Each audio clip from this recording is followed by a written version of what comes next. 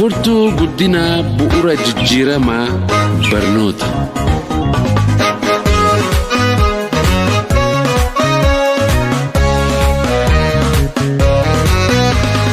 Doofummaa mancaasee lammiilee kan qabu barnoota.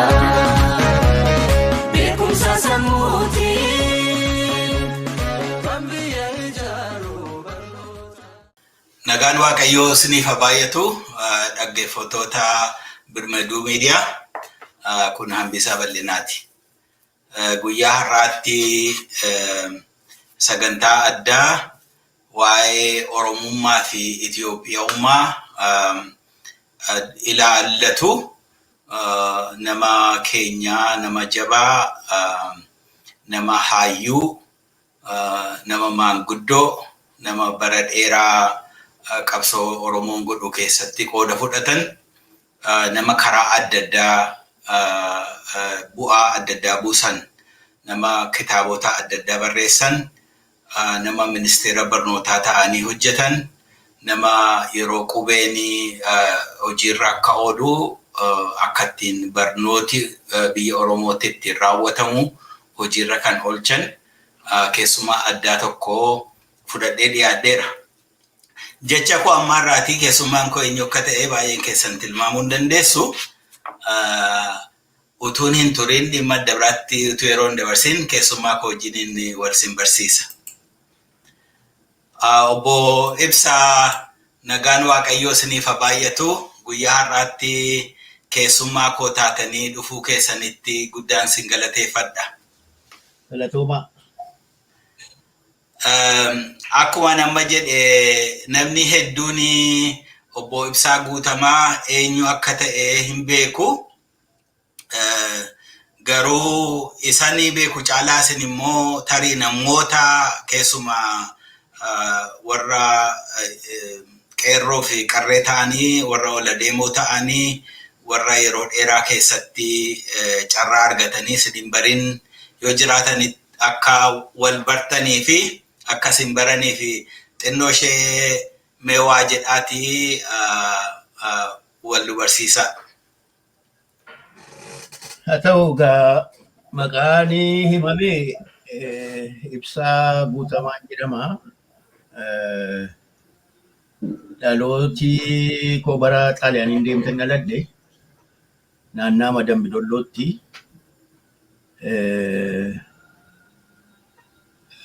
High school Naqamteetti baradhe.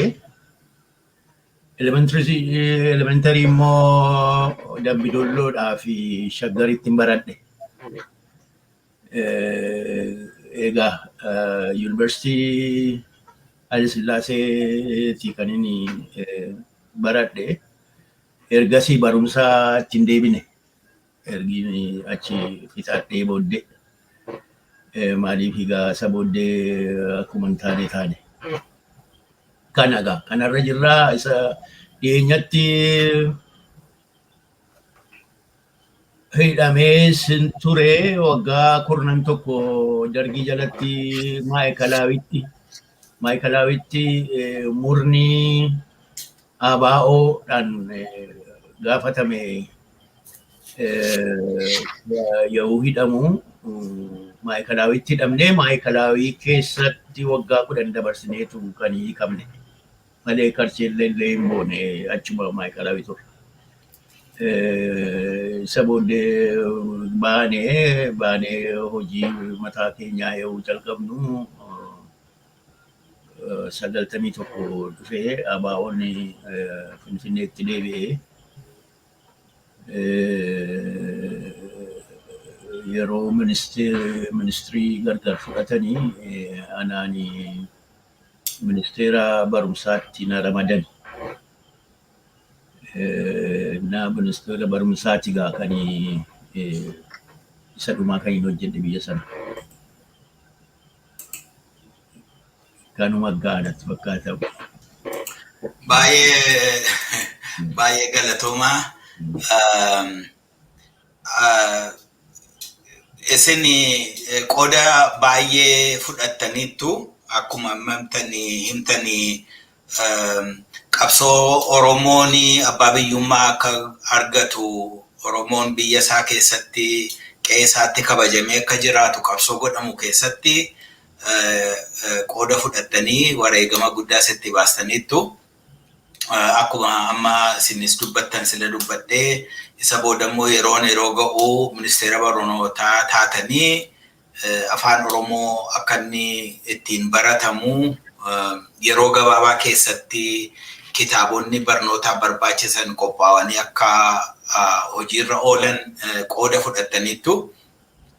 Isarratti dabalee immoo kitaabota adda addaa barreessitaniittu akka ani qabiyyee qabadhetti kitaabota jalqaba kitaaba dictionary afaan Oromoo afaan Ingiliziitti isa jijjiiru qopheessitanii an kitaaba sana qaba yeroo hundumaan itti gargaarama sagaleen afaan Ingilizii kanaan beekne afaan Oromootti san beekne jijjiiruu keessatti eegasiis immoo kitaabota 3 argeera kana caalaa ta'uu danda'a hidhaa seexaa kan jedhu akkamuu taane kan jedhuu fi tokkommoo afaan Ingiliziitiin prison of conscience kan jedhu kitaaba barreessitaniittu.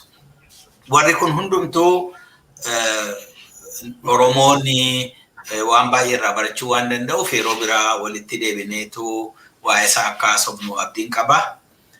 Amma garuu guyyaa har'aatti mata dureen keenya Oromummaa fi Itoophiyummaa isa jedhu irratti barnoota akka ta'utti. Ittiin ka'umsa akka nuuf ta'utti waggaa 60 fuulduraa akkani amma hubadheetti April gaafa 30 April 1966 natti fakkaata walaloo afaan Amaraatiin barreeffame Lammiin Itoophiyaa Eenyu jedheen jijjiiran afaan Oromootti Itoophiyaawii maannoo isa jedhu sana barreessitanii turtan. Innaa isa keessatti gaaffii hedduu gaafattaniitu eenyudha kan lammii biyya sanaa ulaagaan guutamu maalidha kan jedhu. Gabaabaadhumatti ittiin jalqabuu fi akeekni isin walaloo kana barreessitanii maal ture maal xiyyeeffattaniitu dubbii kana keessa seentan meenuu ifibsa. Egaa waggaa kana hundumaa booddee wanti jedhamu waan itti yaadameedha. Akkas ta'utu irra jira jedhamee kan dubbatamudha. Achitti of deebisee yaaduudhaa fi nama rakkisa yeroo ammaa. Garuu wanti ijoon gaaffii kaasuudha. Sammuu namaa keessatti wanti kun deebii waan qabu miti irra keessa nutti himaa jiru irra keessa ilaalaa jirra. Maayilni dubbiin kun Itoophiyaawii jechuun eenyu kan jedhu gaaffii hiriyootaa fi namoota adda addaa ijoollee ol guddattu keessatti kaasuudha. Akka of gaafatan gochuudha deebii kennuutu hin ta'in. Malee karaa hiriyoota kootii warra sadarkaa sana geenye Itoophiyaawiin eenyu akka ta'e beenna. Nuti Itoophiyaawii akka hin taane beenna. Kanaafi yeroosi lafa jala waa'een Oromummaa kun jalqabee ture. Innaa kana bulee gaaffiin ittuma fufe. Gaaffiin Itoophiyaadha moo Itoophiyaa miti kan jedhu. Ittuma fufee amma addi bilisummaa Oromoo baa'utti dhaabbatutti eenyummaa isaa piroogiraama sagantaa malbulchaa keessatti amma ibsutti ga'eega. Yawus Itoophiyaawii karaa Oromootiin maal akka ta'e eenyu akka ta'e achirratti amma danda'ame lafa taa'eera. Na kani gaaffii asina gaafatteef deebii kennuu fi dubbinsaa gaaffii nama keessa kaasuudha. Yeroon walaloon kun itti ka'e barattoota duwwaadha kan xinnoo ofii kan dubbatan, kan waa gaafatan, kan walaloo dhiyeessanii barattoota duwwaa turan. Malee namni kaanii ofirraa mil'ataadha kan deemuyyuu waa dubbachuu dhiisi. Dubbachuu bilisummaan dubbachuu hin jiru ture. Kanaaf walaloon kunis yoo qophaa'u of kontroolii gochuudhaan maaliif isteejii irratti dhiyaata dubbinsaa dorgommeedhaaf dhiyaate dorgommee walaloo waggaadhaan jira. Waggaa sanatti yoo dhiyaatu akka daanyotis hin sodaanne. Daanyotii akka keenya dargaggummaa bilisummaan dargaggummaatti hin dhaga'amu. Maaltu natti dhufaa kan jedhu qabanii warra barsiisota yuunivarsiitii affeertii isaan gochuu danda'a. Kana hundumaa miizanarra keenyeetu walaloon tokko yoo dhiyaatu. Kanaaf akka sanatti dhiyaachuu irra ture. Akka sanatti dhiyaachuu irra ture. Akka sanatti namooti Itoophiyaa jedhaman Itoophiyaa keessa uummatooti jiran hamma danda'ame maqaan isaanii dhaameera. Abaluu hamma danda'ame maqaan isaanii dhaameera walaloo gabaabduu keessatti.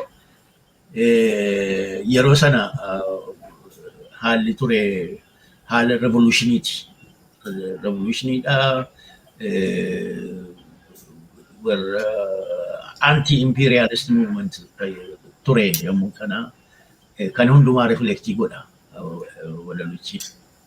Egaa dhumarratti conclusion isaa yoo dubbitan conclusion isaati kan importantiin kan tokko kan biraa nan caala kan jettan jirtu yoo sun dhaabbatee waan gargar nu fageessu walitti dhiphisne malee gaaffii kanaaf deebiin hin argamu kan jedhuudhaan konkuluudii ta'e. Kana egaa wanti isaa akeeki isaa cimaanii gaaffii kana kaasuudha. Baay'ee galatooma. Amma deebii keessan keessatti gaaffiin amma lammatarratti isin gaafachuu yaade tokko xinnoo isheetti buutaniitti yeroo sanatti falmiin ture maali? Keessumaa barattoota yuunivarsiitii keessatti akkuma isin amma jettanii namni inni kaanii dammaqinni isaa tariis immoo waan biraa waan wayyuu arguu danda'uun yookiin dhaga'uu danda'uun teknooloojiin isaas akka ammaa kana cimaan turre namni baay'een itti dhufee arguu hin danda'u waan adda addaa. Barattoonni garuu barattoota ta'uu isaaniirraan kan ka'e waan baay'ee arguu kitaaba irratti hin arguu gaazexaa wanta maxxanfamu adda addaa irratti hin arguu hiriyoota bakkee jiranii wajjiniin walitti dhufuudhaan dhaga'uu qabu.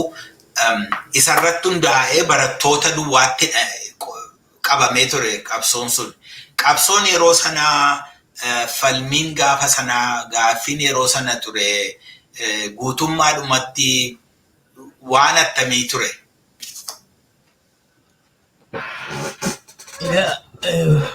Bal'aadha. Baricha yoo gara booddeetti deebinee ilaalle bara addunyaa keessa warraaqsi geggeeffamudha. Warraaqsi bilisummaa ummatootaa, warraaqsi dubartootaa fi gita cunqurfamaa, warraaqsi sanyii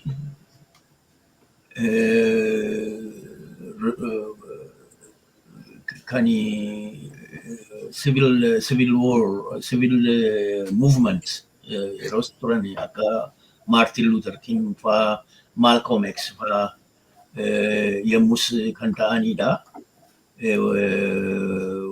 Warri immoo uummata bilisummaa uummataatiif lolan akka Fidel Castro faa Che Guevara faa yemmusi kan gadi ba'ani.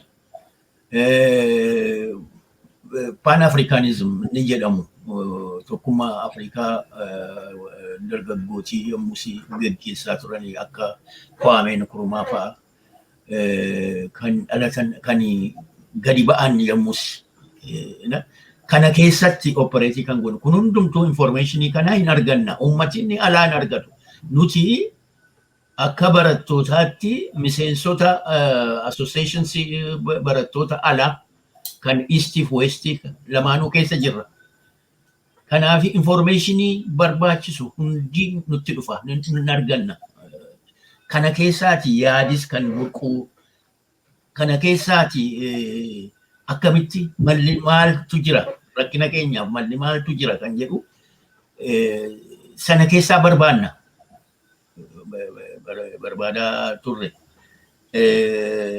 inna kanaaf yommuu egaa inni akka Oromootti wanti nu ilaalaa guddanne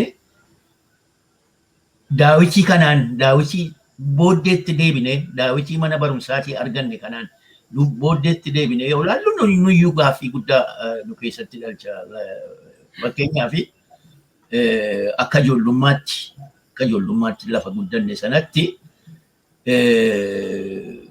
afaan Oromootiin hin daanya'amu namni nan yaadadha. Adanya turani abbanko afaan Amaaraa kana caccabsanii dubbatu malee intina miti fluenti miti dubbatanii afaanicha yommuu daanyummaa saatbiyaa sana taa'anii nama simaabaloo jedhamutu jira simaabaloon jiraachuu irra jira afaan Amaaraatiin dubbachuu irra jira jaarsi. Simaabalooni afaan Oromootti hiika.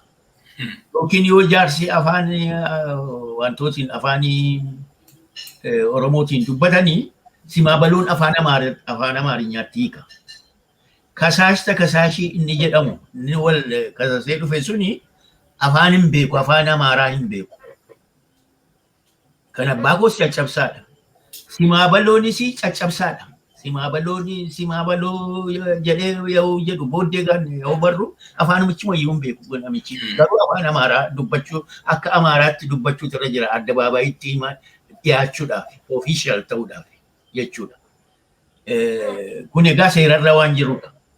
Seerarra waan jirudha. Maaliif kana ta'a? Afaanis nuyis afaan qabna maaliif kun kana ta'a? Afaan keenya maaliif hin dubbatamu? Maaliif hin lallabamu? Kan jedhu durri yoo nuyi caalaa xinnoo yoo turre kun egaa gara 8-7 yoo turedha. Isaan dura immoo kan kitaabii Abbaa Gammachiis jira Baayibaliin.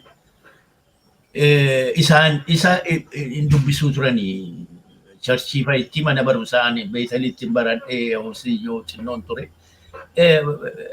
Afaan sanaan dubbisuu afaan sanaan nu barsiisus afaan Oromootiin jechuudha.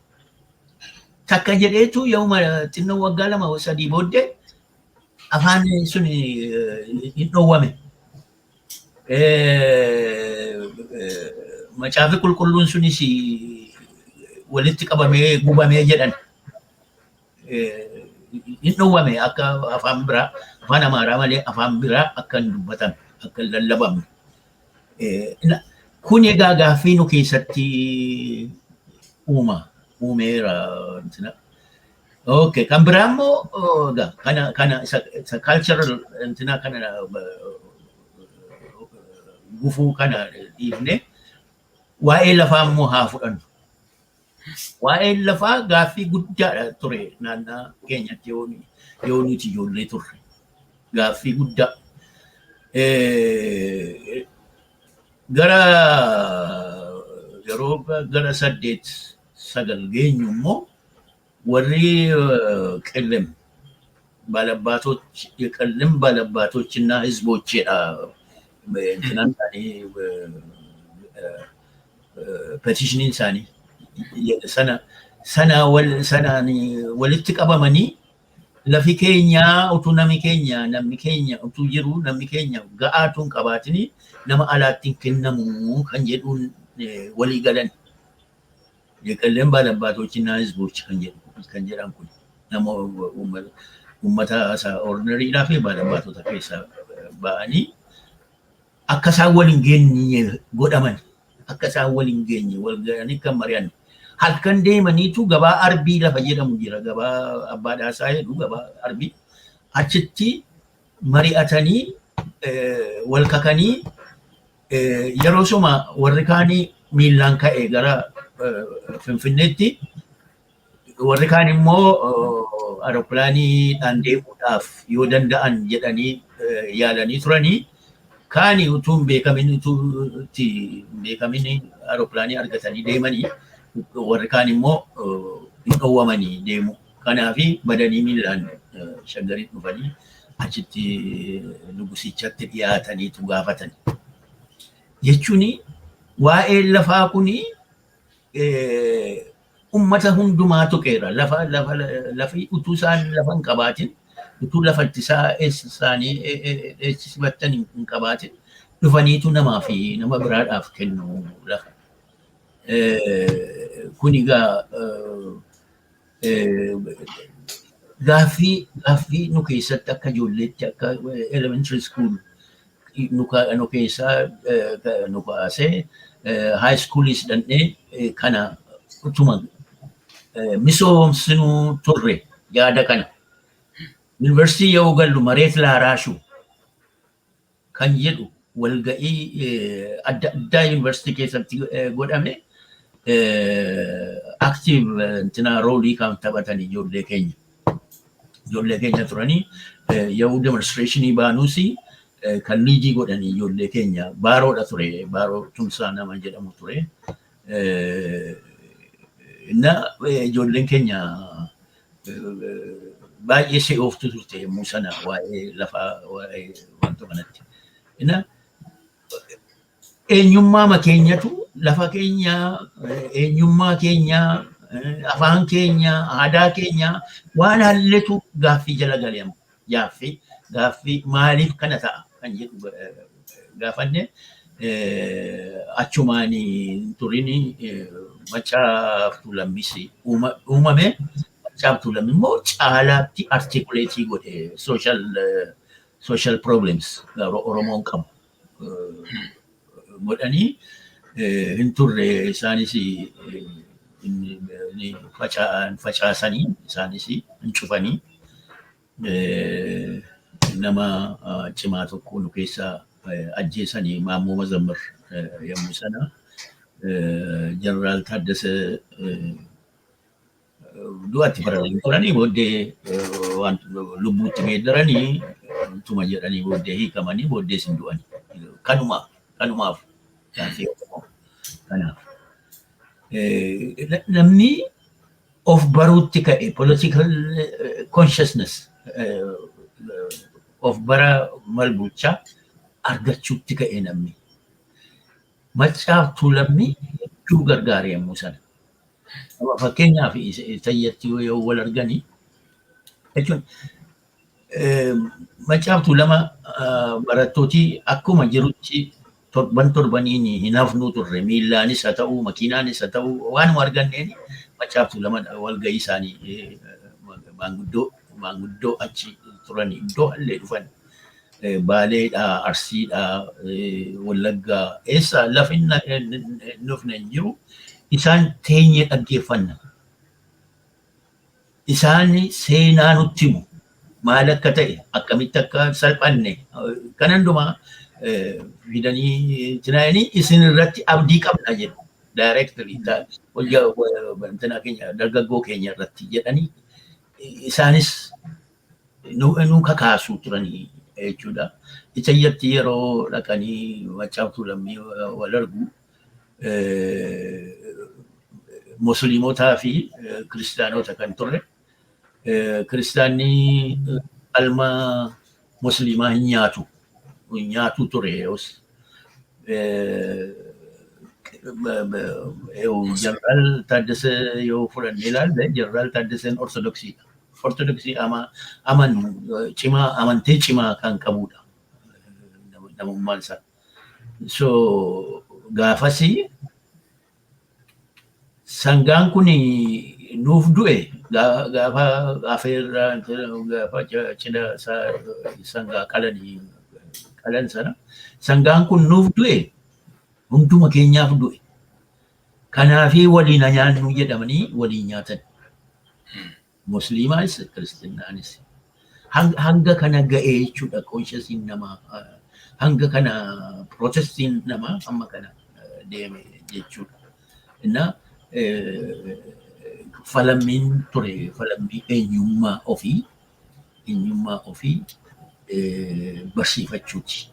Eenyummaa ofii dhaabbachuu calqabuu isaati. Yeroo calqabaati.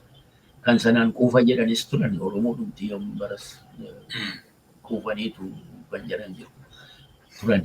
Garuu achiin calqabeetu as ga'ee jechuudha. Hedduu galatooma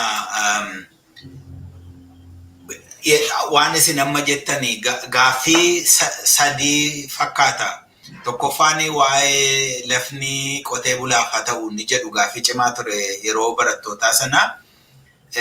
Inni lammaffaan waa'ee eenyummaa isin jettanii sabni hundumtuu walqixxummaadhaan kabajamee afaansaa aadaansaa akkaataa jireenya isaas kabajamee jiraachuu qaba walqixxee ta'utu irra qabasa jedhu. Kanaaf immoo mootummaan immoo mootummaa sabaa ta'utu irra jira. Sabni mootummaa filachuutu irra jira kan jedhu ture. Inni kun egaa yeroo sanatti hubannaan akkuma sila jettanii hubannaan barattoota yuunivarsiitii cimaa akka ture wanta dammaqanii waan turaniif. Gaaffiin sun ka'e sabni bal'aan immoo waggaa 60 darban kana keessa jechuudha. Egasii kaasee waan jiru keessa gara dammaquutti gara hubachuutti sabni baay'een ammallee kan hin dammaqin kan hin hubatin yoo jiraate yookiin immoo kan diinaa wajjin walii galu yoo jiraate yoo sabni baay'een dammaqeera. Waggaa 60 kana booda yeroo laalluma fakkeenyaaf gidduu kana haasaan ture tokko hoduun ture tokko mootummaan Abiy Ahmed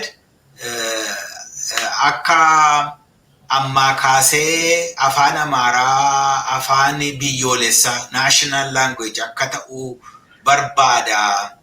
Manni barnootaa hundumtuu warrumti kutaa adda addaa keessa jiran yookiin naannoo adda addaa keessa mootummaa adda addaa keessa jiran yoo isaan barachuu qabu kan jedhu gaaffii sanatti gara sanatti dubbii akkasiitu jira maree akkasiirra jiru kan jedhu hoduun ture. Kun hundumtuu karaa gar tokko guddina jiru dammaqinni duraan inni yuunivarsiitii duwwaatti barattoota yuunivarsiitii duwwaatti hidhatee ture amma garuu babal'atee namni hundumtuu Oromoon keessumaa hundumtuu gara hubachuutti gara dammaqina sanaatti dhufuusaa agarra. Gaaffiin yeroo garuu akkuma yeroo ittiin falmamaa jiru ittiin mormamaa jiru ammayyuu ittiin mormamaa ittiin falmamaa jira. Ammamsaatu deebi'ee gara fuulduraattis maal ta'uu qaba jettanii yaaddu isin yeroo sana wajjin deebitanii yeroo laaltan.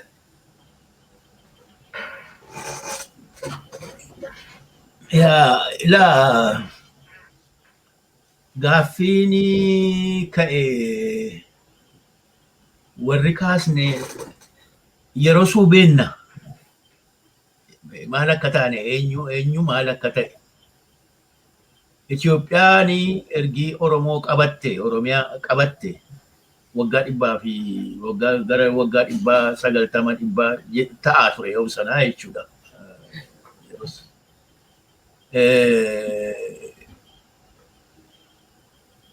Egaa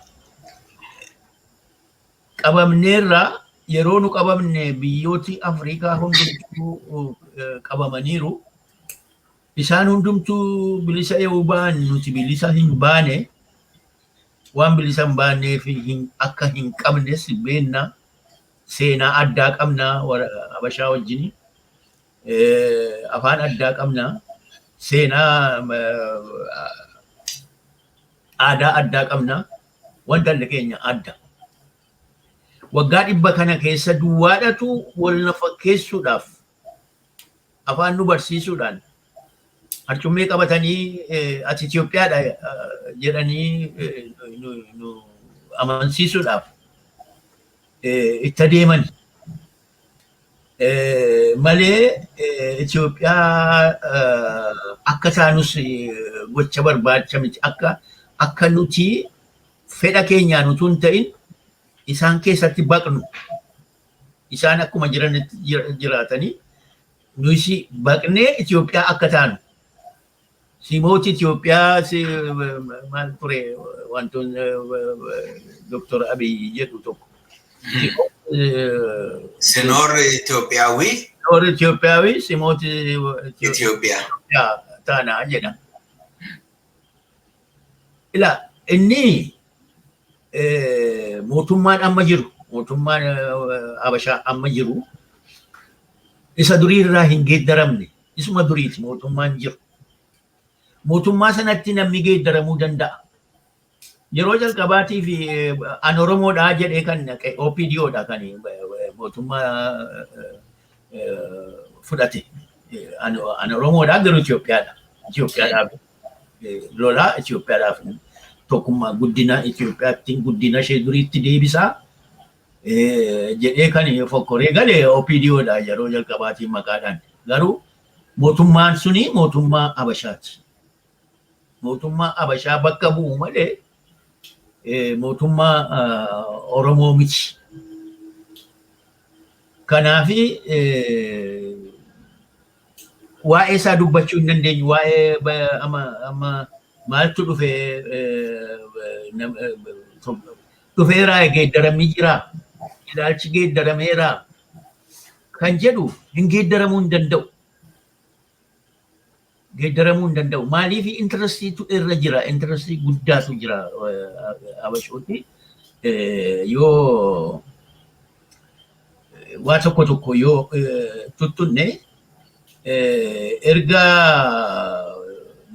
Solomonic dynasty yeroo dhaabbatu mootummaa Zaago'ee kan jedhamu garagalcheetu warra Agaw mootummaa warra Agaw garagalcheetu.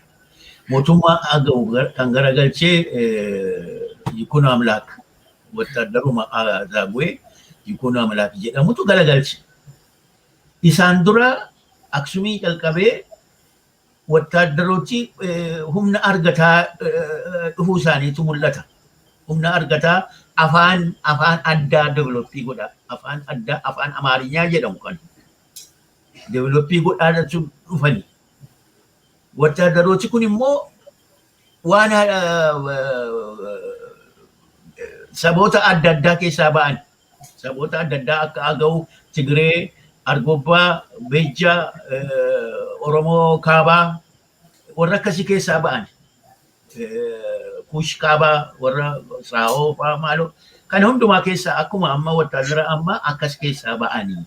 Aska keessaa ba'aniitu giruuppii cimaa tokko ta'anii warra kaan dhuunfatanii afaan keessan hin dubbatina Amaarinyaa dubbattu irraa jalqabdanii jedhanii Amaarinyaan sadarkaa sana ga'ee jechuudha guddatee isa akka afaan simbiraatti calqabe akka qoodii wattaaddaroota gidduutti calqabe achi ga'eetu guddatee afaan keenya malee hin dubbanne akka hin dubbanne jedhaniin Agaw fa'aa Qimaanti fa'aa warra naannaa sana jiru Argobbaa fa'aa tokkoon da'uu hin badde gaafaati kan jedhan afaan ishee hin badee namooti gaa eessa dhaqu hin badanii dizoolvii magodhaa achi keessa jiraatu.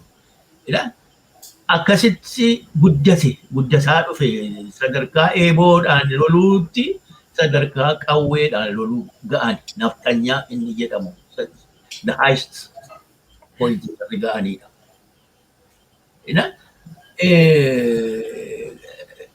Kanaafi jarrii hundeen isaanii maddi isaanii makaadha. Makaa saboota baay'eeti. Amma yeroo hundumtuu mannee keessanitti galaa federeeshinii uummannaa yoo jedhamu isaan lafa dhaqan hin qaban.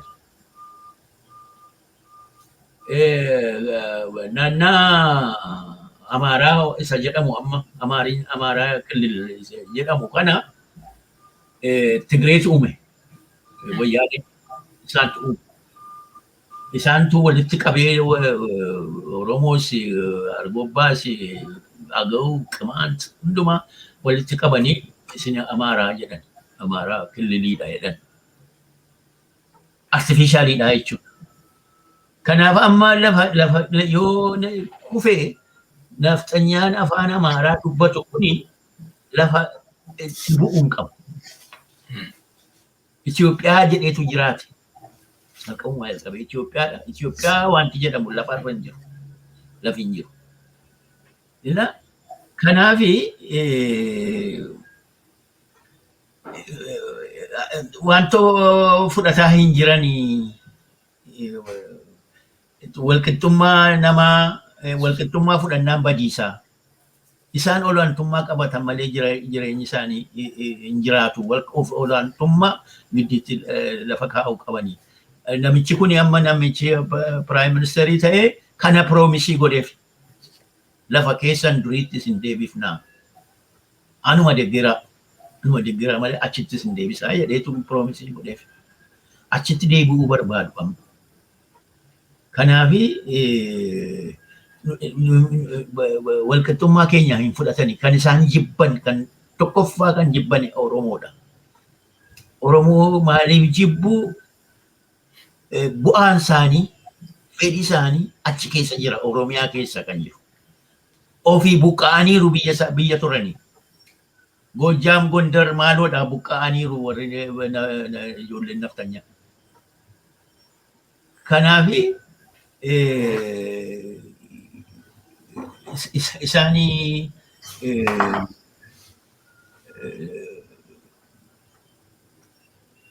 ofii isaaniitii waan achirraa waan buqqa'aniif buqqaan sun waan jiruu fi Oromiyaa gadhiisuu hin barbaadanii. Oromiyaa inda'uun kan jedhani amma Oromiyaan kan keenya durii jalqabee amma namichi tokko ba'eetiyyuu Wallagga kan keenya ture maaloo jedhee dubbataa ture. Alaqaa Taayyeen kunnoo Madagaskarii dhufammoo maal jedhanii odeessanii Madagaskar inni maalaan siif jedha tokko ka'ee fokkore. Madagaskar kuni Afrikaa keessa kan jiru. Warra Yemanii dhufe moo warra Madagaskar Afrikaa keessaa dhufetu silaayyuu utuma ta'eeyyuu akkamii kan mirga qabu. Akkumti isaa namaan galu namni normaal ta'e sammuu normaal qabu waan isaan dubbatan galuu fi hin danda'u. Kana haalli jiru kana deebisee dhiisee koo beeku yoo wanta fe jiraatu nan deebisa. Rakkoon jiru deebistaniittu. Dubbiin kun lamaanii Itoophiyaawummaa fi Oromummaan kun bara dheeraaf wal dura dhaabbate natti fakkaata. Karaan inni itti geessu kun gara waggaa 600 fi jarreen kun wal dura dhaabbatanii walitti falmaa turani. Dubbiin isaanii immoo na laalle akka naa galutti akkuma isin amma jettanii Itoophiyaawummaan kun wanta wanta lafarra jiru tun ta'in waan sammuu keessatti uumame tokkodha. Amma namni sammuunsaa gabroomee isa fudhatetti jiraachuu danda'a. Yeroo namni sammuunsaa immoo bilisa ta'ee walaboomee lakki anoo eenyummaa kan koo qabaa jedhu immoo iddoo dhabaa deema natti fakkaata.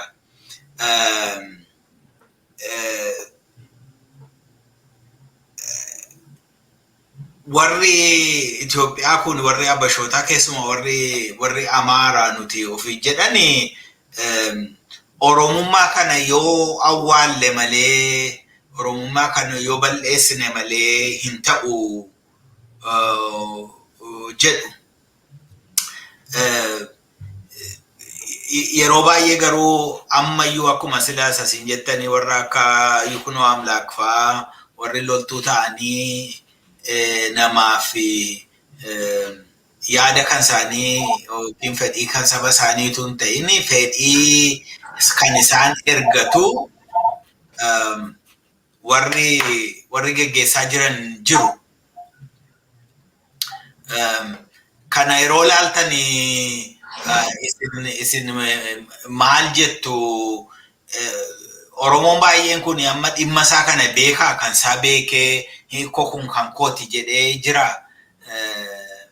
Yookiin immoo Oromoon kun maaliif kan isaa wallaala yoo hin beeku ta'e? Rakkisaadha waa'ee Oromoo kana dubbachuun Oromoon naannaa sana empaayeera kana keessaa yoo fudhanne guddicha solid ta'e itti ta'e gosa qabaa oriijinii isaa tireesii gochuu danda'a. Warri Amaaraa kun gosa hin qabani. Gosa kan qabu tireesii kan godhu lafa ba'ee yoo dhiyeenya yoo beekeedha. Kana hin qabani. Kanaafi Oromoon istaatisii qabu kana kan itti ta'e kana yoo cabsine malee yeroo hundumaa dubbee isaa yaadataa ba'a. Ani akkasiidha danda'ee ba'anii Amaaraa ofiin jechuu hin danda'u.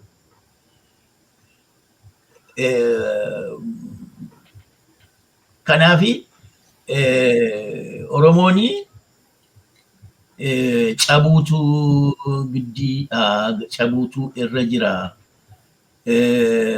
Itoophiyaawummaa fudhachuutu irra jira. Itoophiyaawummaan kun maa'ii amma akka ati jettetti sammuu keessa jira moo lafarra jira?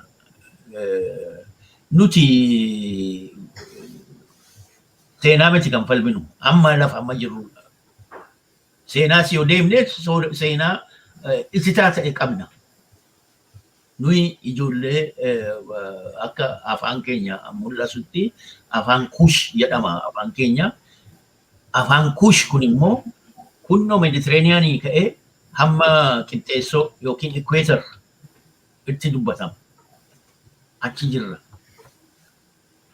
Kanaafi Itoophiyaa jedhan sana Itoophiyaa dur jedhamtu kan Giriikootii Itoophiyaa jedhan. Itoophiyaa namni ofi hin jiru. Biyyi Itoophiyaa jedhamu hin jiru. Biyya lafaa keessa hin jiru. Giriikootatu Itoophiyaadha warra Shaanqillaa, warra Gurraacha, warra maaloodha jedhanii maqaa kanaatti afaan isaaniitiin baasanii malee akkuma nu amma faranjii jenna.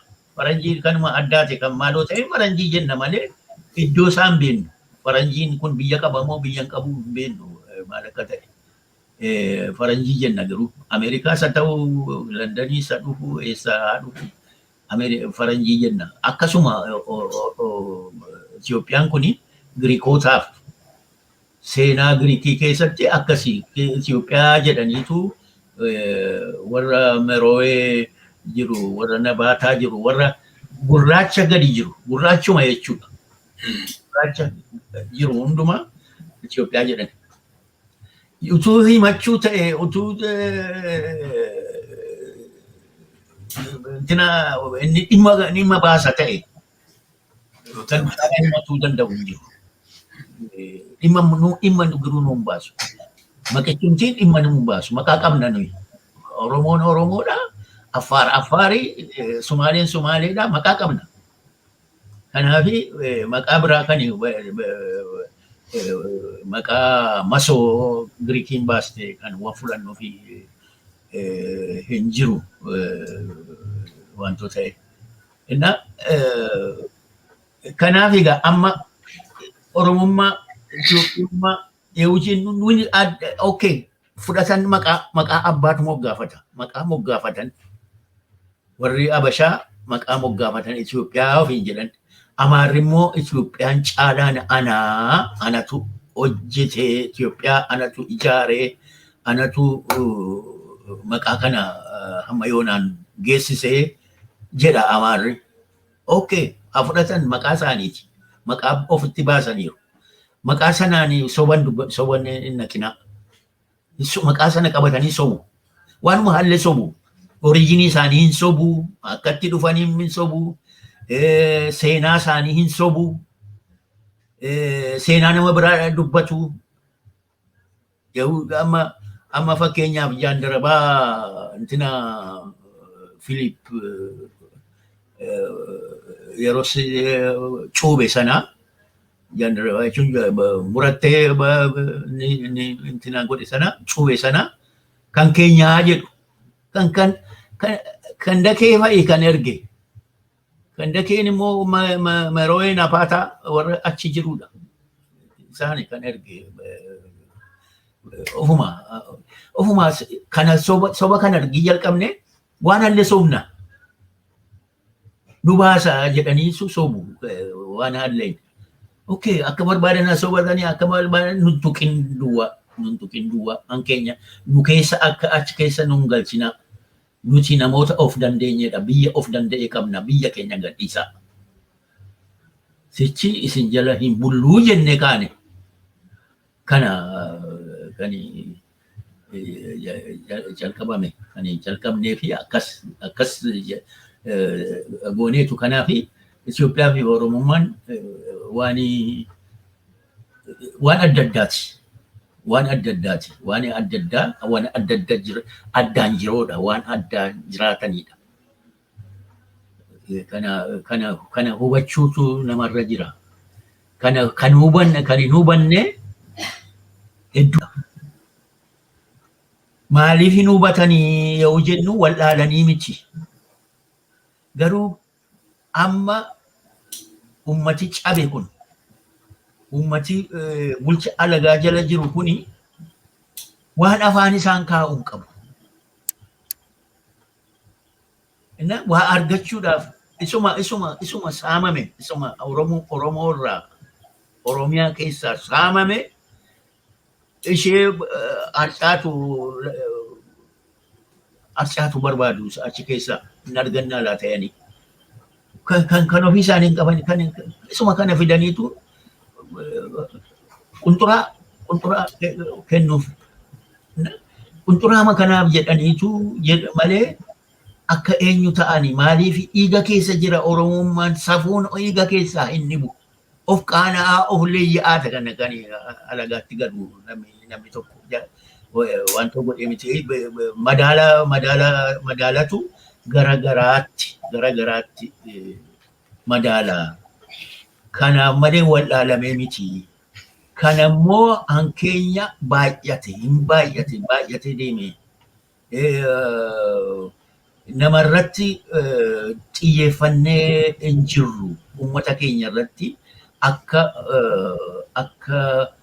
ofiin boonu yoo hiyyoome yoo furraa'e yoo maal ta'e akka ofiin boonu godhaa hin jirru. Qabsoon keenya bilisummaa baana jenne malee nama keenya sammuu nama keenya akka ofitti boonu ijoollummaadhaan calqabee akka ofitti boonu akka alagaa biran nanne gowwoome akka fedha bu'aa tokkoo fi alagaa bira hin nanne akka of danda'u akka ofiin ofirratti hirkatu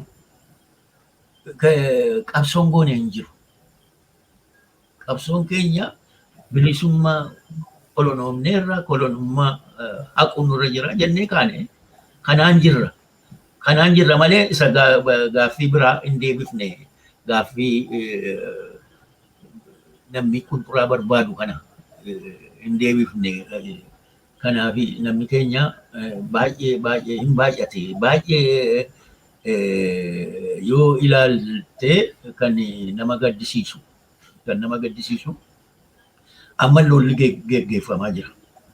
Lolli waboodhaan geggeeffamu jira karaa Oromoo. Lolli Tigreedhaan geggeeffamu jira. Lolli Amaaraan geggeeffamu jira. Lola kana keessa akka lakkoofsa isaaniitti kan qooda fudhatanii maajoritiin Oromoodha.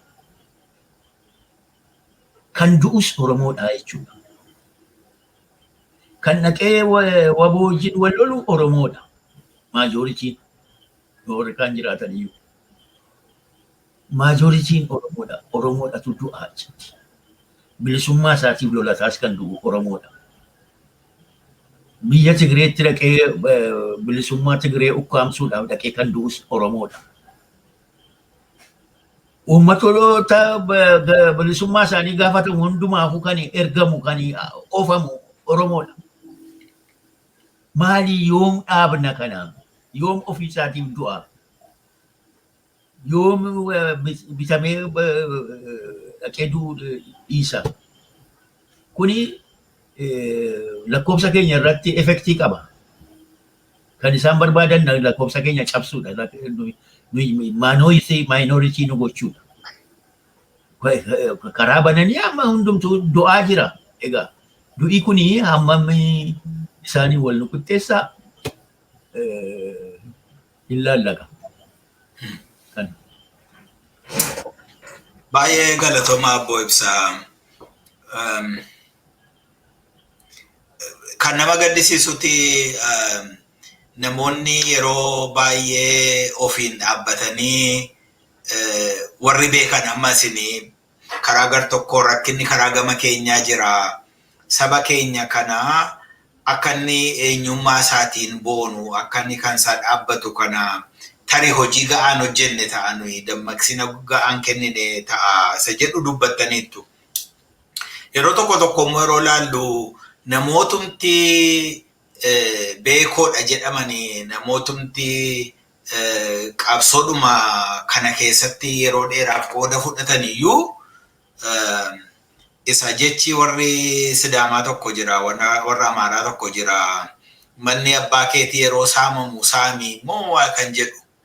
Namoonni deebi'anii waan akkasii irratti bobba'anii kanarraan kan ka'e saba isaaniitti yeroo gadi ba'anii ija baachuu dadhabanii iji isaanii laafee lafa laalee yeroo waa dubbatan illee waan isaan dubbatan ija jabinaan dubbachuu dadhabanii yeroo isaan rakkatan kan agarra. Deebisa maal akka ta'e hin beekuun garuu Oromoon uummata jabaadha. Akkuma isin amma jettan uummata seenaa ititaa qabu. Uummata akka uummataatti ititaa ta'e kan salphaatti asiif achi rukutamuu hin dandeenye sira nama cimaa nama hundee guddaa qabu tokkodha. Maaliif Oromoon kun jabaatee Oromummaa moosisuu dadhabe? Maaliif Oromoon kun jabaatee biyya isaa Oromiyaa dhuunfachuu dadhabe? Maaliif Oromoon ergamaa ta'a? Maaliif abbumti fedhe yeroo dhufu maaliif Oromoo kana akkan isaaf duulu, akkan isaaf lolu, akkan isaaf du'u waan bu'aa hin qabnetti. Amma mindaadha yoo naa jennee namni wattaadara ta'e tokko mindaa amma ergateetu dhaqee lubbuu isaa kanaaf wareega. Maal jettanii yaaddusi? Maaltu isinitti fakkaata? Maaliif Oromoon kun maaliif ofii ta'uu dadhabe? Maaliif namaaf ergama? Rakkisaadha. Wanti kun utuun ijoollummaatti deebi'e human psychology wani baradhe naa galaalaata. Maaliif amma maqaa kan dhoofnu maqaa kan Oromoo ganee diina Oromooti wajjin dhaabbatee Oromoo cabse jennee guddichi kan maqaa dhoofnu Goobanaa Daacheeti. Goobanaa Daachee sanyii nama guddaati. Nama guddaa jechuun nama waa qabu, nama qabeenyas humnas qabudha. Faamilii akkasii keessaa dhalate. Innis nama cimaa guddaa fardaan namni isa qaqqabu. Tooftaa lolaa kan hiriyooti isaa naannaa jiran Amaarris Oromoonis waliin qixxaanne isaa dhabee miti. Kan ashkarummaa galee dhaqee Minilikitti. Yommuu bobba'usi of danda'eetu bobba'e. Of danda'ee bobba'ee biyya Oromootti bobba'ee Oromummaa isaa Goobanaa Daachee jedhamu masaatiin hedduun utuu waliin lola naqinii harka kennatan. Nagaadhaan harka kennatan. Kana hundumaa godhee waan irratti isumaaf dhiisan waan nugusa isarra godhan itti fakkaatee ture. Jechuun nugusa nagastiin Minilikii yoo ta'u, nugusi immoo inni isa Oromoo irratti inni nugusa ta'a jedhee yaadaa ture. Oromoo irratti dhiisaniitu kafaa nugusii jedhaniin utuun turin irraa fuudhan isas. Kafaa nugusummaa irraa fuudhan.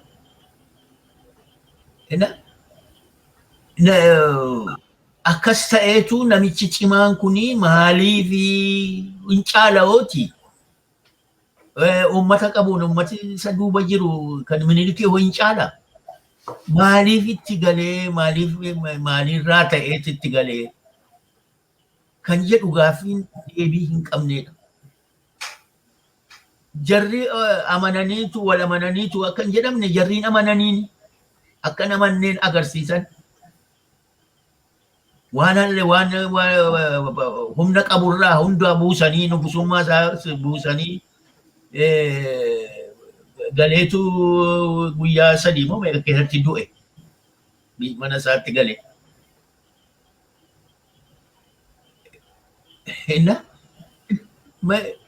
Kuno akkasi dhumi Goobanaa akkasi. Goobanooti isa duuba dhufan. Isa homtuutti hin qabne. Isa duuba dhufanii isarraa waan baratan hin qaban. Warri jara sana duubas dhufe amma yoona akaakayyuu abaabayyuudha amma abaabayyuu ga'eera. Warri kun hundumtuu Goobanaa durii sanarraa maaliif hin baranne?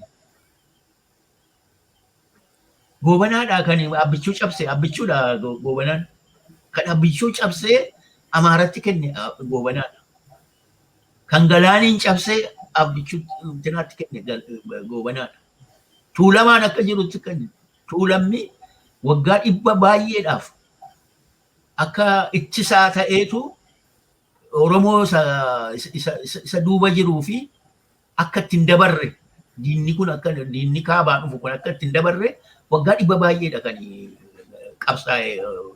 qabsaa'ee ittisaa ture. Goobanaadha kan dhufee cabse ittisa sana. Goobanaan dhufee cabsee irra dhangala'e akka jirutti. Warri Goobanaan Oromoon Goobanaa duukaa bu'eessi itti dhangala'e. Bakka kana maaniidha. Maaltu kana godhe Oromoo? Oromootti kan gale hin jiru iddoo biraadha. Maaliif kana ta'e gaaffii guddaadha. Ammas ittuma jiru. Saayikooloojii Oromoo kana barannatti fakkaata. Yeroo hundumaa Oromoo malee jiraachuu hin danda'anii, Oromoo malee nama mo'uu hin danda'anii, Oromoo kan mo'uu danda'an Oromoodhaan, Walaayittaa kan mo'uu danda'an Oromoodhaan, Sidaamaa kan mo'uu danda'an Oromoodhaan, Tigireetti kan bobbaasan Oromoodha. kunoo jeneraal baloo jeneraal mente qarsoo jedhu kun hundumtu Oromoodha. Maa inni eenyu gadi isaanii nama baay'ee yoo qabu of duubaa miliyoonii 50 qabu. Maaliif sana organizing godhan sana maaliif hin ijaaran yoo ijaaruu danda'an ta'e. Yoo ashkarummaa ta'es maaliif dhaqanii warra socho'uutti ashkarummaan galan.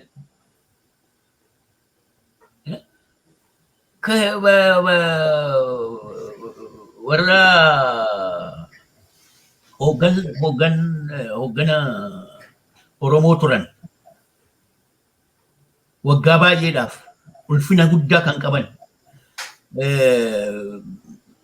wareegama guddaa kan baasan ijoollummaa isaanii kan itti fixan maaliif utaalanii diinatti galan nama dhiba deebii kennuun nama dhiba. Kunoo amma gadda inni dhumaa kaleessa immoo gadda kan galee harka kennate jira gara kibbaati.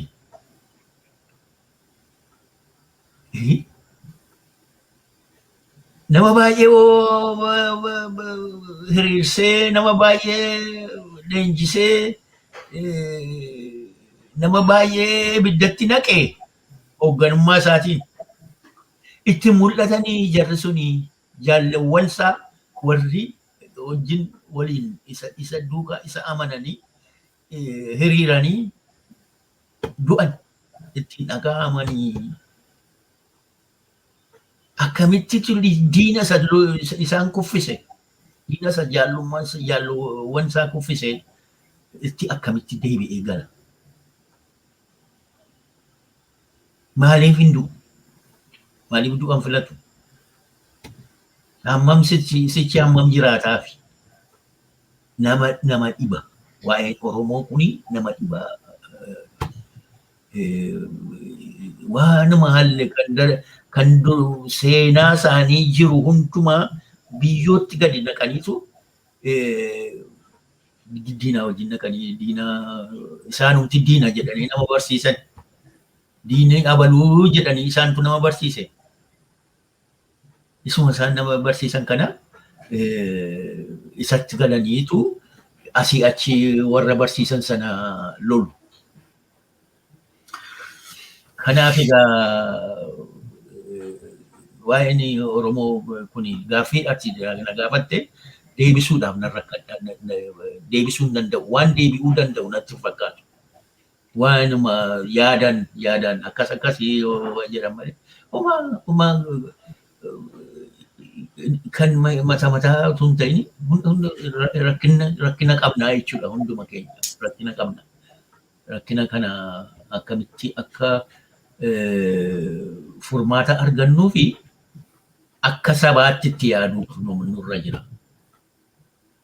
Akka sabaatti itti yaaduu nurra jira. Kana malee waan darbirraa barachuus hin dandeenye akka abba tokkeetti baranne kaaneedhuma akka barbaanne taana. Kanaaf akka sabaatti itti yaadne akkamittitu goobanummaa hambifna kan jedhu yaaduu qabna. Akkuma dubbiin kun akkuma walaloo keessan silaatiin natti fakkaata. Walaloon suni gaaffii uumuudhaa jettani. An waa'ee kanaa yeroo yaadu dhugaadhumatti akka namaatti asxaa yeroon yaadu maantu dhufee ija na guutaa waan an jedhu wallaala. Namoonni kun maali firan qabanii, maali aanteen qabanii, maali ijoolleen qabanii nama gorsu. Akkuma isin amma jettanii seenaa bara dheeraa isa humna isaanii, ijoollummaa isaanii, dandeettii isaanii itti bal'eessan tokko, irratti guban tokko, irratti dhangalaasan tokko, agabuu bulanii, baala nyaatanii, miillaan deemanii, balaa guddaa keessa darbanii akkuma isin amma jettan immoo namoota baay'ee obbiraati riyyootan isaanii jaallan isaanii dhabanii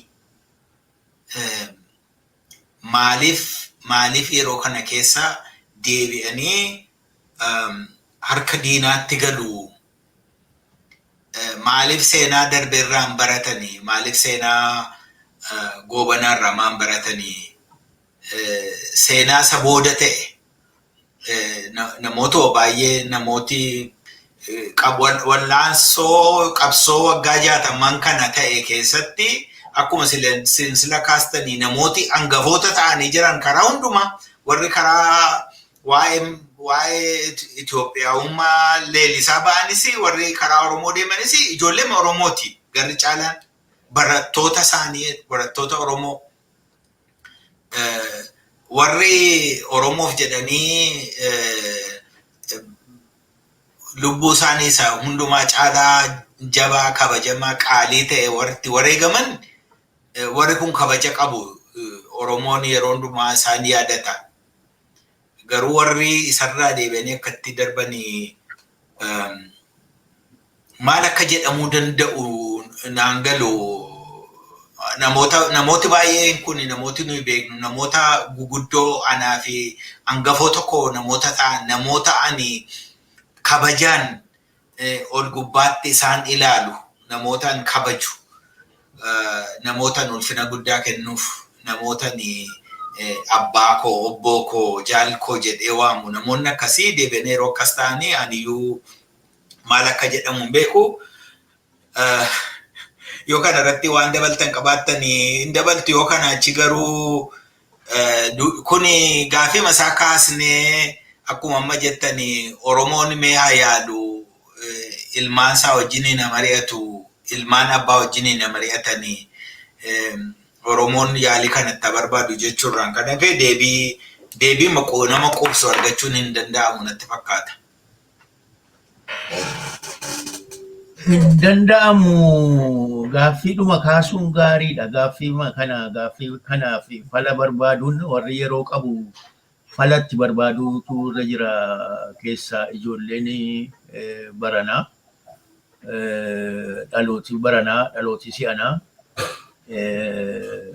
Kuni waan nu ilaalaa dhufneedha waan nu agarraa dhufnee deebii hin qabnuuf kanaaf kana ta'anii jarri kun waan jennuuf hin qabnu maaliif warra numa biraa ka'anii dhaqanii diinatti yoo galanii it's not nuuf warra wajjiniin turre warra wajjiniin qabsoofne warra maqaa warra nama diina hamanne waliin warra diina hamanne yommuu isaan dhaqanii achiltanii nuuf qaanii guddaadha. Namoota hundumtuu nu gaafatu maal ta'e abalu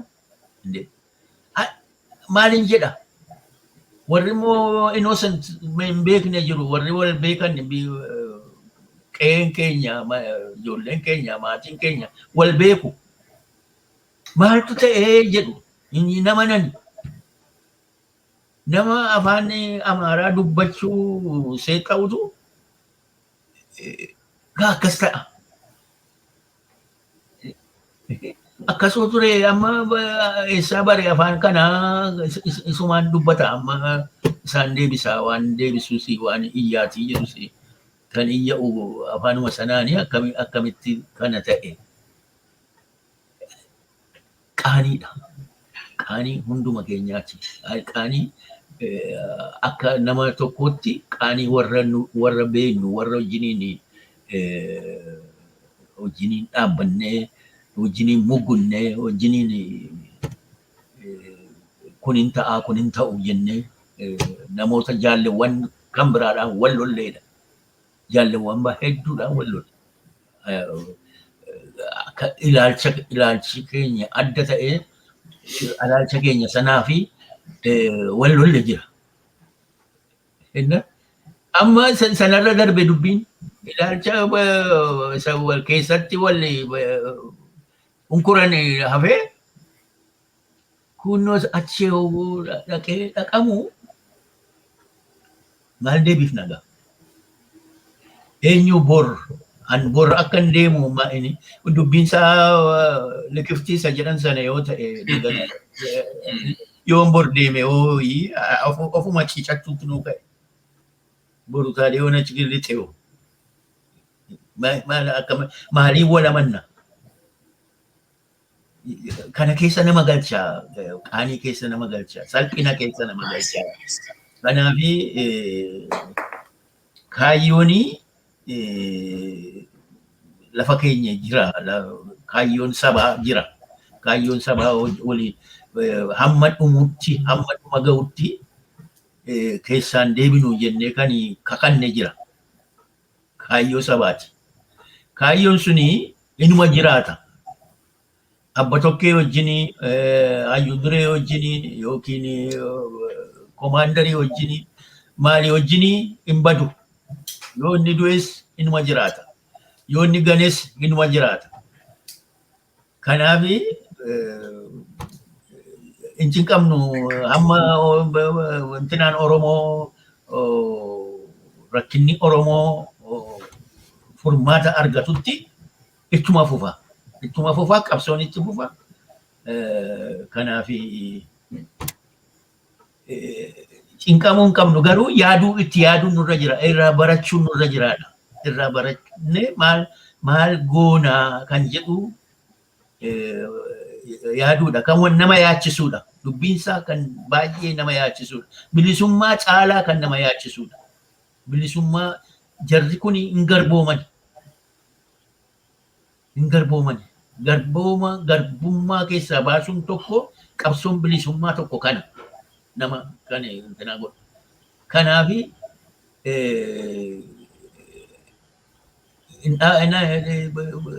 qabsichi hin dhaabbatu jara kanas iddoo tokko yoo geenyu hin deebisna ofitti deebisna ta'a egaa kanuman jedha galatoomi gaa galatooma Obbo Ibsaa hedduu anillee gidduu kana dhimmuma sila sin kaastanii namni gara waggaa 27 waggaa 30 fi waraana bilisummaa Oromoo geggeessaa ture tokko deebi'ee galeeroo jedhanii jecha isaa qabsaa'onni kufaa qabsoon itti fufaa jedhan sana yaadaan ture. Duri yeroo kufaatii sana haasofnu lubbumatti dhabaadha. Namni qabsaan yeroo lubbuutti dhabu kabajayyuudha. Namni qabsaa ta'e akkanaa galutti isa sana yoo bakka hin geenye utuu qabsoo keessa jiru yoo du'e akka kabajaatti simata natti fakkaata. Amma gaadu'ichi bifa biraa godhate fakkaata yeroo itti dhiisanii baqatanii diinatti harka kennatanii si waan dabalate fakkaata. Akkuma isin jettanii dubbii kana dhiifnee matii itti yaannaa garuu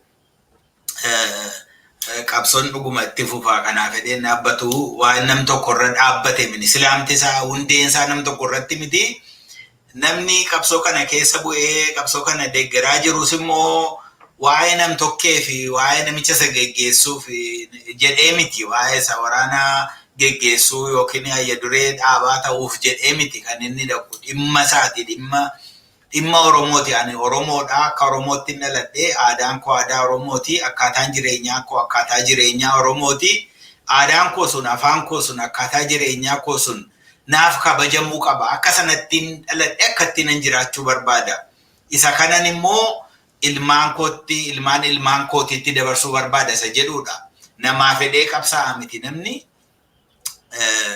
kanaafuu dubbii isa kana asirratti dhaabna.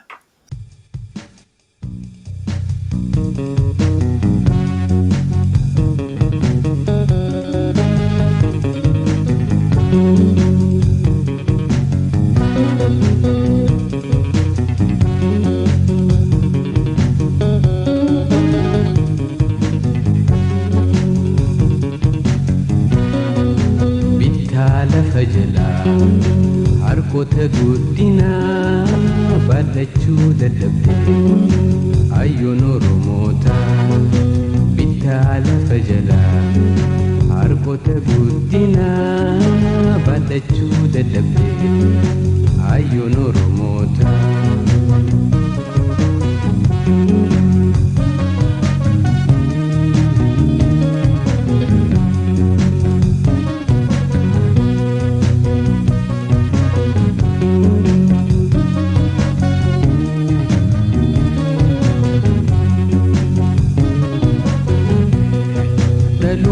Baay'ee cinaan dargaggoota dhaluun kee baay'ee cinaan dargaggoota ka jiru siif gahaa ka du'ee maa'oota bittaa lafa jalaa harkoota guddinaa baadhachuu dadhabde hayyoon Oromoota bittaa lafa jalaa harkoota guddinaa baadhachuu dadhabde hayyoon Oromoota.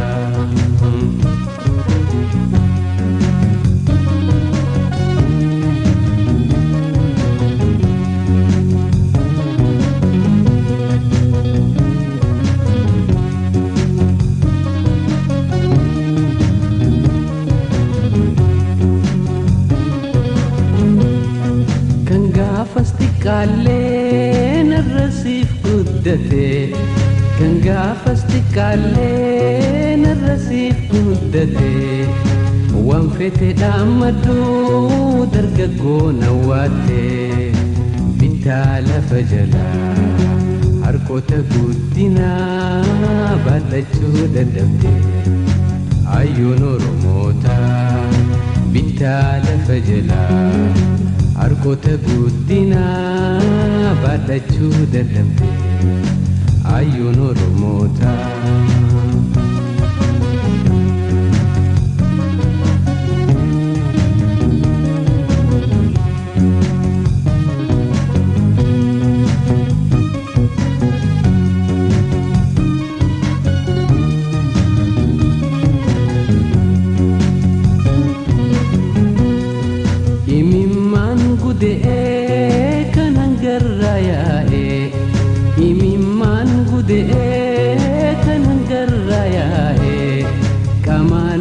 Tanmee dinoonni tattaa'e bittaa lafa jalaa harkoota guddinaa baadhachuu dadhabde hayyoon Oromoota bittaa lafa jalaa harkoota guddinaa baadhachuu dadhabde hayyoon Oromoota.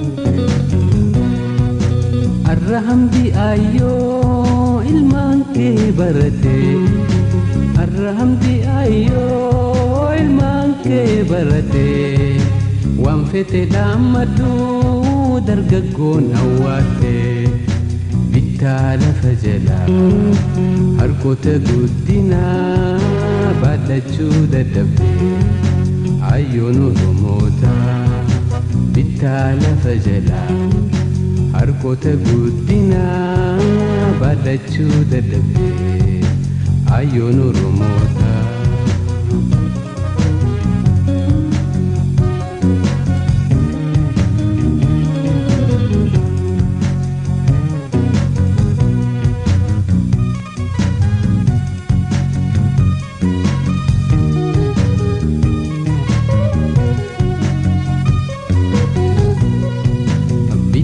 lafa jalaa harkoota guddinaa baadhachuu dadhabde ayyoon Oromoota bittaa lafa jalaa harkoota guddinaa baatachuu dadhabdee ayyoon Oromoota bittaa lafa jalaa harkoota guddinaa baatachuu dadhabdee ayyoon Oromoota